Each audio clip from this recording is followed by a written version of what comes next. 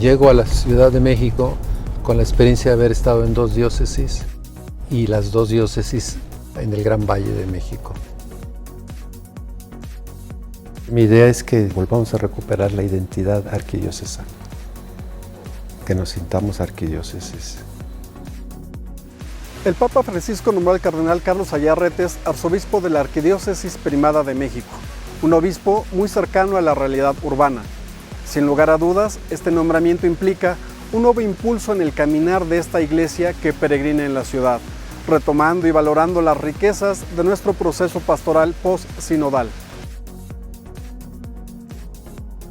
Fue una sorpresa, algo que pues me sorprendió mucho. Primero fueron sentimientos de dejar lo que está uno haciendo y luego sentimientos de tomar conciencia de lo que significaba este cambio, este traslado a la Arquidiócesis de México.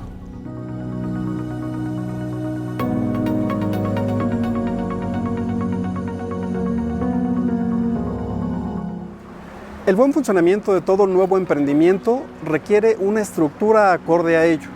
Por tal motivo, es necesario que se configure una nueva red estructural que responda a las necesidades del momento histórico que está viviendo la arquidiócesis. Actualmente la Arquidiócesis de México está organizada con un proyecto que se buscó una descentralización para darle mayor corresponsabilidad a las partes. Y entonces, desde tiempo del cardenal Miranda, se crearon las gerencias que después, en tiempo del cardenal Corripio, se convirtieron en vicarías episcopales y que se han fortalecido en su organización interna y en su vida pastoral, con lo que se han dado muchos pasos al interior de cada una de estas vicarías, como lo he confirmado con la visita a cada una de ellas. Sin embargo, hay algunos aspectos que al haber pasado en esta descentralización se ha visto ahora al paso de los tiempos, es necesario articularlas, que no queden tan sueltas, porque en este momento actúan independientemente cada una de estas 8 organizaciones en todo lo que toca a las responsabilidades directas de la vida pastoral de las vicarías, desde el plan diocesano, que solamente recibe las orientaciones generales y luego se aplican de manera distinta en cada una de las 8 vicarías. Y el ajuste o el replanteamiento va fundamentalmente en el tema, por ejemplo, de todo lo jurídico, tener un órgano centralizador de todo el aspecto jurídico de la arquidiócesis. El segundo punto es la necesidad de tener también una asesoría y un acompañamiento desde una oficina central de la curia arquidiocesana sobre lo fiscal. Entonces, si se articulan en una sola oficina todas las circunstancias propias de lo fiscal, creo que nos haremos más eficaces. Y el área que más también nos preocupa es una mejor coordinación de lo que hacemos en lo pastoral. Los procesos pastorales tienen que ser definidos de una manera unitaria para toda la arquidiócesis y también tenemos que tener el cuidado, el acompañamiento para que esos procesos pastorales tengan los mismos subsidios, tengan las mismas características de exigencias, de criterios para los servicios a los fieles y también ahí entonces necesitamos una mejor coordinación de estas actividades pastorales. Actualmente, cada vicaría cuenta con un proceso de planeación propio que ha permitido impulsar proyectos para responder a las necesidades concretas de cada comunidad. Sin embargo, es necesario que todos los esfuerzos confluyan desde un solo plan pastoral para construir juntos y aprovechar todos los recursos diocesanos de manera conjunta. Que las estructuras funcionen para orientar, acompañar, valorar y reorientar cuando es necesario los procesos pastorales. Si los fieles de una parroquia están trabajando duro y muy bien en torno al tema de la familia, pues que nos tengamos en cuenta a la parroquia vecina o las parroquias circundantes. Eso significa que vamos a trabajar en comunión operativa, porque vamos poniendo en común lo que tenemos y somos al servicio de la pastoral. Una de las características de esta nueva etapa de la misión permanente en nuestra arquidiócesis ha sido sin lugar a dudas la sinodalidad, entendida esta como un proceso de escucha, discernimiento, planeación, ejecución y evaluación en una puesta en común. La sinodalidad es un proceso hermoso que define a la Iglesia. Es la comunidad la que plantea las necesidades. Esto se puede realizar muy bien, por ejemplo, en las asambleas parroquiales, con una buena dinámica de consensos. Se plantea lo que están viendo, cuáles son las necesidades que ellos perciben. Segundo paso, se plantean cómo se pueden afrontar y de qué manera habría que actuar con las fuerzas que se tienen propias o con las ayudas que podrían recibir de otros elementos de la Iglesia. Y el tercer paso es el de la toma de decisiones y la programación de las ejecuciones para calendarizarlas. Esto es la sinodalidad y debe de empezar desde las parroquias, de forma que así podamos responder, que nuestras actividades respondan a las necesidades de la gente. Entonces, la sinodalidad nos permite que partamos de la base, volvamos a la base, después de haber discernido lo que la base necesita y piensa.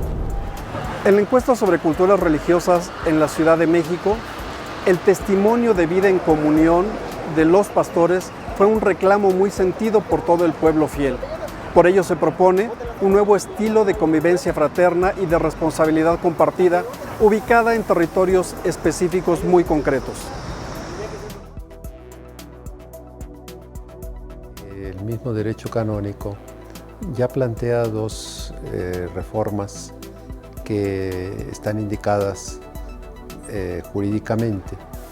Una es la que hemos ya hecho público y se están preparando los proyectos de las unidades pastorales con la unidad territorial de las parroquias vecinas. Se va buscando la identificación social y la identidad de las personas a ese territorio, y entonces las parroquias que están dentro de ese territorio se realiza el levantamiento jurídico territorial de las actuales parroquias y se unifican. Se realiza una unidad pastoral que el derecho canónico las llama parroquias in solidum. Esta es una forma que el derecho canónico prevé, particularmente para las grandes ciudades, dado que la estructura de la parroquia tradicional de siglos estaba más pensada para el campo que para la ciudad. Ahora, con las grandes concentraciones urbanas, la gente no sabe a cuál parroquia pertenece, no sabe de cuál calle a calle es donde corresponde su definición como feligrés, y se presta esto mucho a una especie de supermercado religioso, de que la gente va escogiendo dónde ir y dónde pedir sus servicios. Como unidad pastoral, entonces, se busca la identidad de la unidad eclesial que corresponda más o menos a la unidad social, y allí entonces será posible que los fieles vayan a cualquiera de estas parroquias y puedan pedir los servicios que necesitan, todo coordinado como unidad en conjunto de esas parroquias. Y segundo, el gran beneficio para el estilo de vida de los sacerdotes, que en lugar de estar ceñidos a una casa cural dentro de ese territorio parroquial, ahora una casa sacerdotal podrá ser compartida dignamente con 4, 5, 6 sacerdotes en un equipo que atenderán ese conjunto de parroquias. Esta es la primera vertiente para superar la necesidad de que la identidad y la pertenencia de los bautizados se facilite y los servicios sean mejor coordinados y los laicos descubran un poco más allá de que su vida de iglesia no sea solamente en torno a una delimitación más pequeña parroquial como está ahora. El proceso de formación de los nuevos sacerdotes para la Arquidiócesis de México requiere una mayor integración y empatía con todas las personas en la ciudad. Por eso, hoy se requiere de un proceso en donde ellos vayan creciendo en la consolidación de su vocación al ministerio ordenado. Cuando el concilio revisó la formación sacerdotal, entonces encontró que los sacerdotes se preparaban muy bien académicamente, sin embargo, no se les introducía, como se empezaba a realizar ya en otras profesiones, en la experiencia concreta de conocer el mundo al que iban a servir. En el curso introductorio que también lo planteó el concilio, se realiza el eje de la formación humano-espiritual y el conocimiento de experiencias especiales de la vida pastoral de la Iglesia. Es decir, con este curso introductorio, el concilio prevé que quien ingrese al seminario haya optado por su vocación, pero no simplemente decidido porque lo pensó en su interior, sino porque ya esclareció en qué consiste la vocación sacerdotal, qué es lo que le va a exigir la vocación sacerdotal y a qué está dispuesto. No es simplemente ya el deseo interno con el cual surgió todo, hoy decir, bueno, a ver, ya conoces qué es lo que se te va a exigir, qué implica, cuáles son los años que vas a tener, por qué tienes que hacer estos estudios, por qué tienes que hacer esta vida comunitaria, por qué tienes que crecer. Y entonces ya al fin de ese curso se toma la decisión el alumno de optar y decir yo quiero ser sacerdote, entonces se ingresó al seminario mayor. Este curso introductorio es novedad del concilio para acá. Después el concilio también diseñó que era necesario interrumpir las fases de un internado tan largo entre filosofía y teología.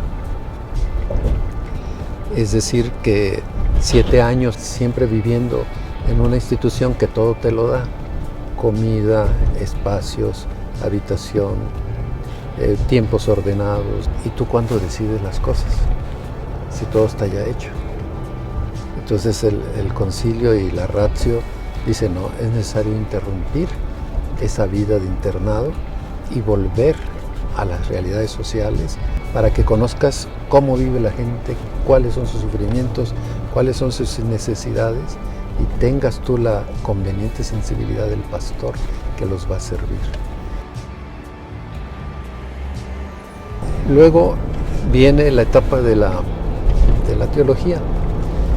El tiempo de filosofía y el curso introductorio son 4 años de internado, que son suficientes para que el alumno aprenda los hábitos positivos de estudio, de convivencia, de una gran comunidad que le da la posibilidad de encontrarse con distintas personas que son sus compañeros y ser como orientados en esta vida comunitaria.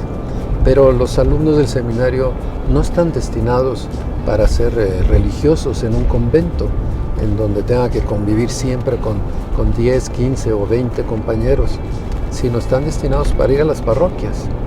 Entonces, este es el campo también de que vamos a renovar, para que ya pasen en tiempo de teología a una casa cural, en donde puedan estar una pequeña comunidad que valore más de cerca tanto las cosas positivas que nos da el compartir la vida, como las cosas que siempre resultan difíciles cuando nos conocemos más de cerca, porque cada quien tenemos nuestras cadaunadas.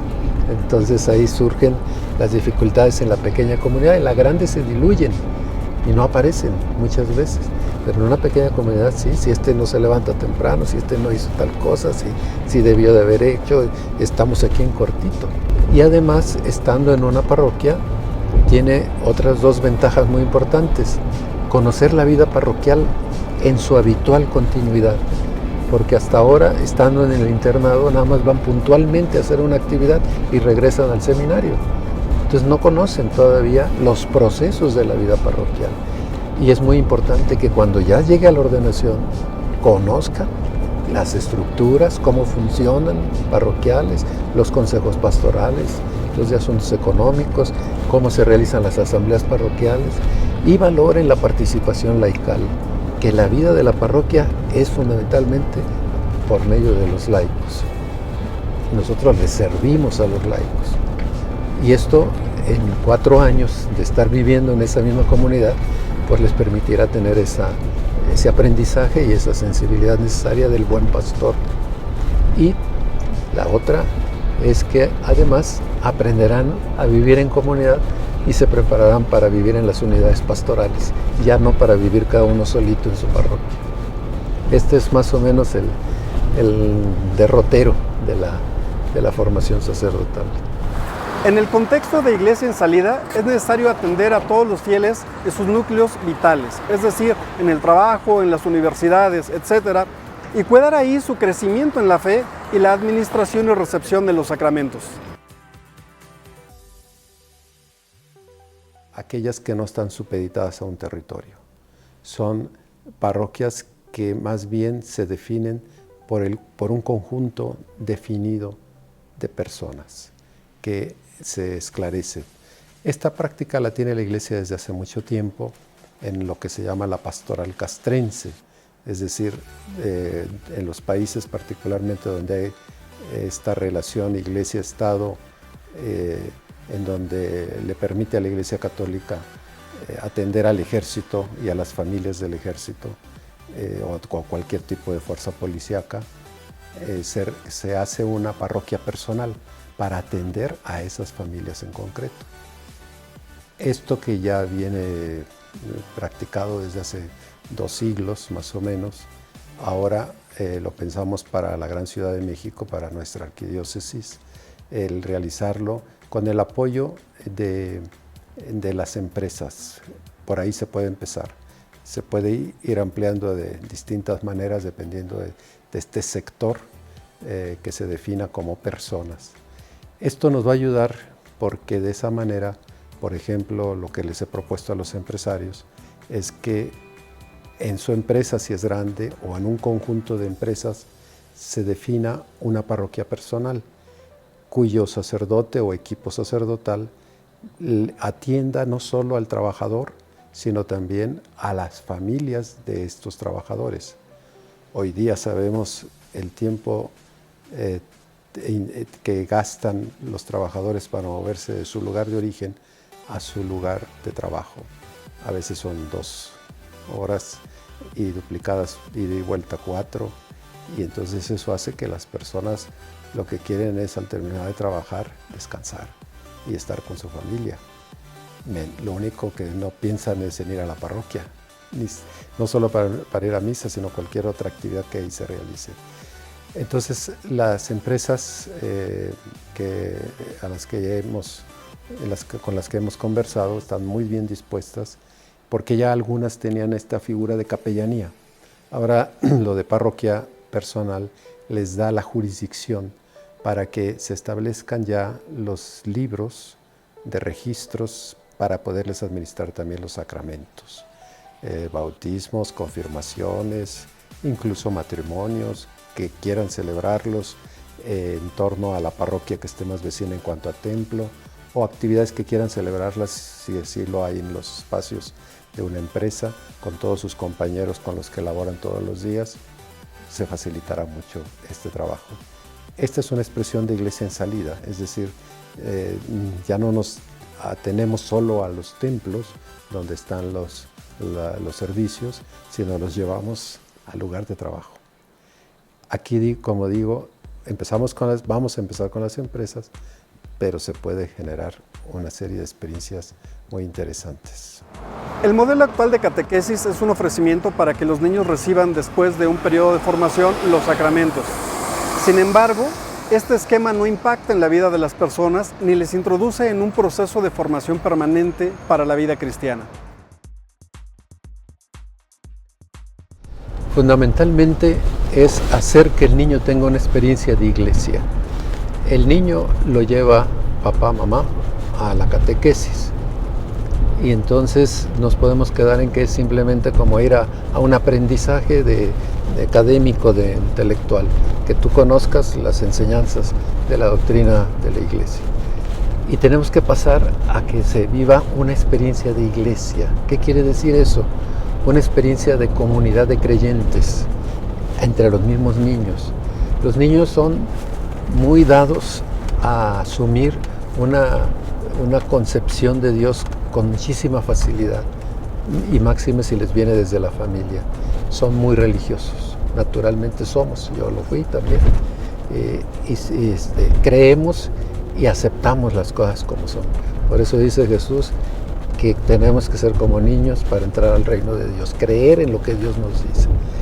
Pero el niño necesita compartirlo con otros niños y hacer de su parroquia o del lugar donde recibe la catequesis una experiencia que le dé el testimonio fuerte de lo que es la comunidad. Ya su familia ya le dio una primera experiencia, no siempre, lamentablemente, pero debiera de ser la familia el primer punto de la iglesia doméstica. Luego la parroquia le tiene que dar esta experiencia. Y si en un lapso de 6 años, como lo estamos proponiendo, de iniciación cristiana, logramos que el niño haga de la parroquia su casa, ese niño, cuando llegue a ser adolescente y joven, no se va a ir. Va a continuar con los procesos de la pastoral de adolescentes y jóvenes. Pero lo más importante es que el niño se prepare con plena conciencia a la recepción de los sacramentos fundamentales de la vida cristiana. Ya recibió el bautismo de pequeño, y entonces los primeros años de la catequesis tienen que visualizar un objetivo, que tenga claridad del por qué, y es para poder alcanzar la primera comunión. Estamos proponiendo que sean 3 años hacia la primera comunión, de forma que llegue habitualmente en torno de los 9 años, y luego otros 3 hacia la confirmación, el sacramento de la confirmación, en donde sea todavía más consciente, mejor preparado, para que sepa que la confirmación es el sacramento en donde se le confiere el Espíritu Santo para que sea un buen discípulo misionero de Jesús en comunidad. Aquí tenemos una grave dificultad, que es la tradición de los muchos padres de familia de que quieren que rápido sus hijos reciban los sacramentos, porque piensan que los sacramentos es lo importante, lo central, y no se dan cuenta, hay que explicárselos, de que son perlas preciosas los sacramentos, pero si no los preparamos, si no los formamos en la fe, no van a saber lo que recibieron. Es decir, en una experiencia de catequesis solo para el sacramento, no van a conocer los evangelios, no van a conocer las enseñanzas de Jesús, no van a conocer lo que es la iglesia, por qué dejó la iglesia, sino simplemente se va a centrar en que en esa hostia está la presencia de Cristo. Va a ser muy pobre, muy reducida, muy limitada. Mientras no hagamos esta experiencia de formación en la fe y no solo de preparación al sacramento, que le quede bien esto a los papás de familia, al niño mismo, entonces no tendremos católicos que puedan vivir su fe en las distintas etapas siguientes de su vida.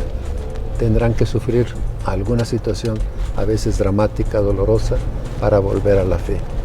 Y es mejor dejarles las bases para que ese niño pueda ser congruente con su fe en todas las etapas de su vida. El enfoque que se le ha dado a la comunicación ha sido principalmente emitir opiniones sobre algunos temas de índole social. Por lo que respecta a la comunicación interna, no se ha logrado consolidar una red que permita una mayor comunión afectiva y operativa utilizando las actuales herramientas de la cultura digital. Es muy importante. La comunicación es la columna vertebral de la comunión. Si queremos estar unidos y relacionarnos La comunicación es la manera de hacerlo. Lo estamos viendo cómo ya revolucionó toda su organización y estructuras el Papa Francisco en la Ciudad del Vaticano, en la Santa Sede, y han hecho todo un replanteamiento que queremos seguir sus pasos.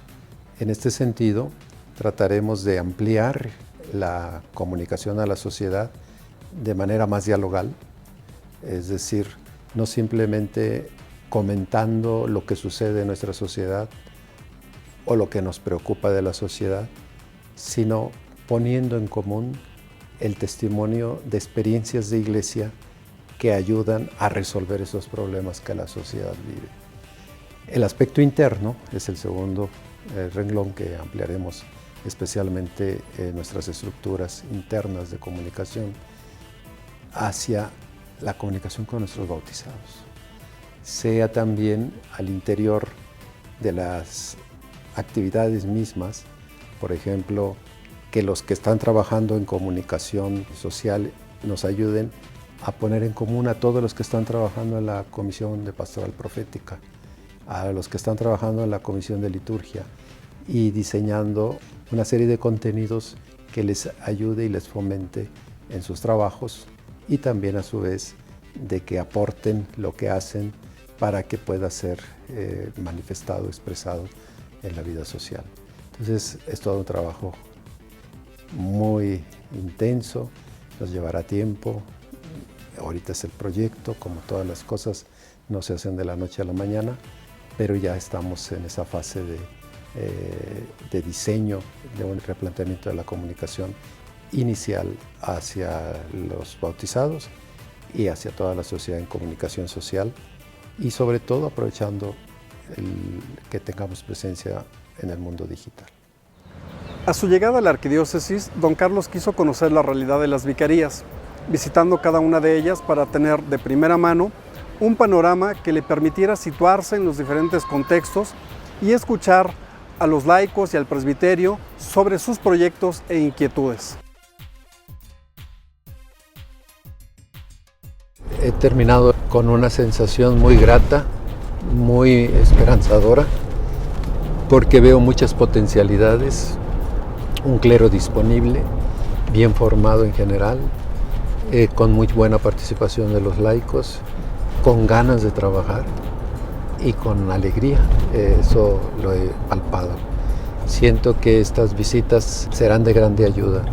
Por eso es que creo que fue una decisión muy acertada iniciar estos primeros meses con las visitas a las vicarías, y los invito desde ahora a que ahora les demos continuidad a todos estos proyectos anteriores, porque sin duda nos harán ser una iglesia más fuerte.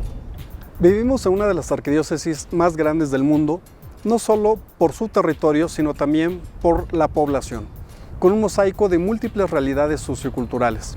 Ello implica grandes desplazamientos y una atención poco cercana de los pastores con su feligresía, además de una estructura pesada que en muchas ocasiones no permite una articulación de la marcha pastoral en comunión. Vamos a iniciar un proceso que nos lleve a plantear la iniciativa al Santo Padre de generar la creación de 3 nuevas diócesis.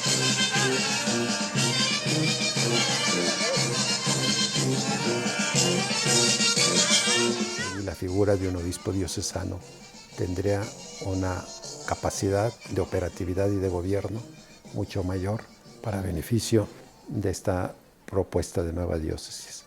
Xochimilco, Tláhuac, Milpalta, Iztapalapa, ya lo sabemos, tiene también sus tradiciones, su cultura, y Azcapotzalco, que también tiene una identidad que conserva una tradición. Hoy toca también desprendernos otra vez, porque de esa manera la figura del obispo diocesano, en este caso un servidor, puede estar más cerca. Este proyecto llevará su tiempo. Tiene que pasar primero la venia de la comisión episcopal que hace este estudio, después la venia de la Asamblea Plenaria del Episcopado Mexicano en la SEM, y luego la venia del Nuncio Apostólico, recogiendo todo lo propuesto, y de luego así ya pasarlo a Roma, pasar por la Congregación de Obispos en una asamblea de cardenales y obispos, y después, si todo esto camina bien, se le presentará al Santo Padre para su última decisión.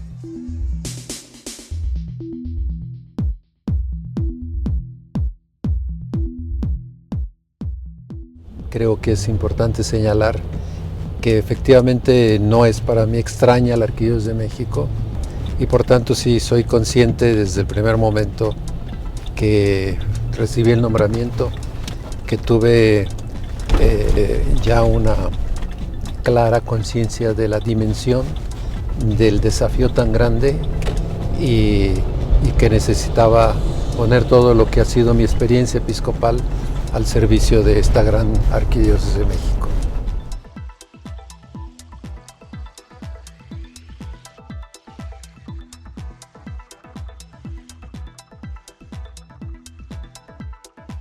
He sentido todo el apoyo de los obispos auxiliares, de los miembros del Consejo Episcopal, y creo yo que en las visitas a las vicarías he sentido una gran disponibilidad del clero en general.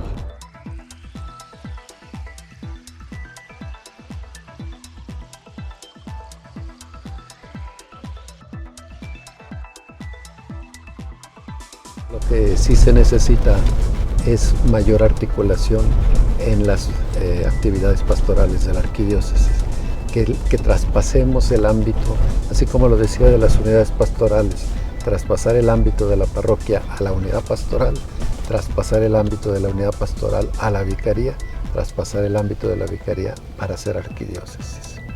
Muchas gracias.